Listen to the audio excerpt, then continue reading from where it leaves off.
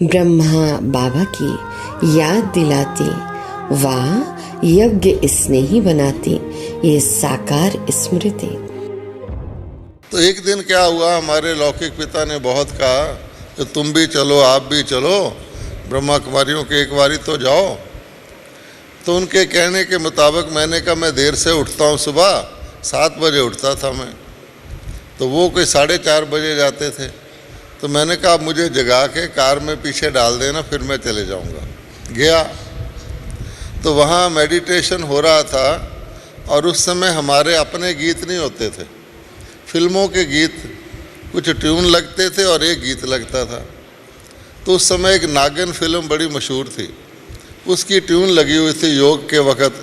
तो मैं तो खुश हो गया फिल्मों को देखने वाला कि जाते ही देखो वाह लाल बत्ती और ट्यून लगी हुई है, तो मैं बहुत खुश हो गया।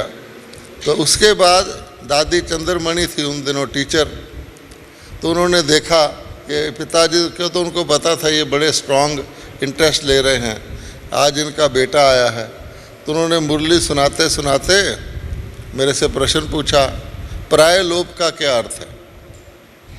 अब मैंने कॉमन सेंस से बता दिया कि भाई अगर सूर्य के आगे बादल आ जाएं तो सूर्य प्रायलोप हो जाता है।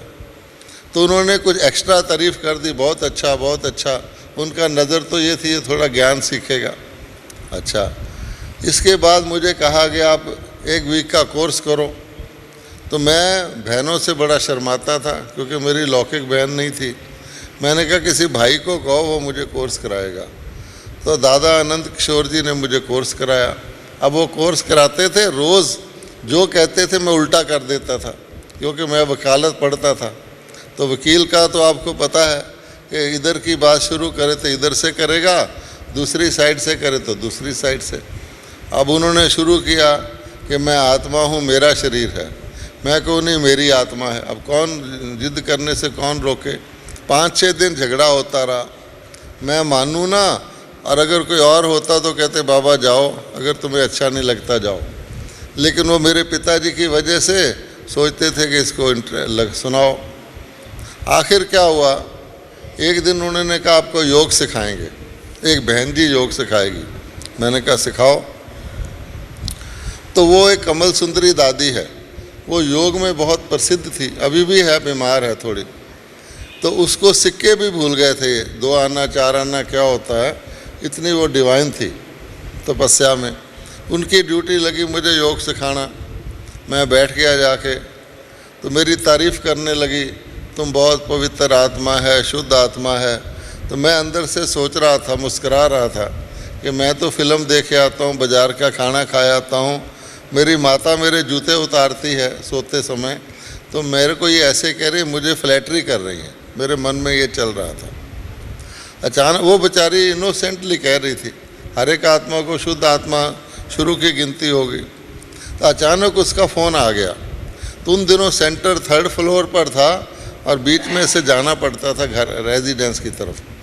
तो जब वो चली गई तो अचानक कोई ड्रामा अनुसार मेरा कोई पार्ट होगा, तो वो नहीं थी, मुझे योग अभी सीखा ही नहीं था, मैंने बैठा था। अचानक क्या हुआ कि एक रोशनी सी आई और मेरे को घेर लिया और हल्कापन महसूस होने लगा। मैंने अपने आप को टटोला क्योंकि आंखें तो खुली थी कि मैं ठीक ठाक हूँ, तो ठीक ठाक भी था और मुझे बड़ी खुशी होने लगी अपने आप। मैंने कहा ये क्या हो रहा है, योग अभी सीखा नहीं और ज्ञान में मैं इनकी बात को काटता रहता हूँ, ये क्या हो रहा है, और वो तो है भी नहीं। अच्छा, आखिर क्या हुआ कि वो आ गई आधे मिनट के बाद। तो मेरे मन में एक चेंज आई कि भाई इनसे झगड़ा नहीं करना, जो ये कहती हैं शायद इसमें कोई शक्ति है और इसको समझने की कोशिश करना। उस दिन से मैंने सोचा जो ये कहेंगे अपनी वकालत के हिसाब से उसको समझने की कोशिश करूँगा, आर्गू नहीं करूँगा। तो 5-7 और मैंने ये भी सोच लिया एक बात अगर मेरी समझ में आ गई, सिर्फ एक बात पक्की, तो फिर मैं आगे चलूँगा। तो 5-7 दिन में मुझे ये समझ में आ गया कि मनुष्य पशु नहीं बनता। मैं बड़ा खुश हो गया कि भाई ये बात तो पक्की, अच्छी तरह चारों तरफ से सोच साच के रीज़न लगा के ये पक्की बात है, मनुष्य पशु नहीं बनता। और खुशी की बात है नहीं तो हम सोचते थे छिपकली बनोगे, किसी की बात सुनते हो, पैसे के ऊपर बैठे हो सांप बनोगे, इत्यादि इत्यादि। तो बस वो पक्की हो गई। तो मैंने अपने पिताजी को कह दिया कि ज्ञान ठीक लगता है, मैं और सीखूंगा।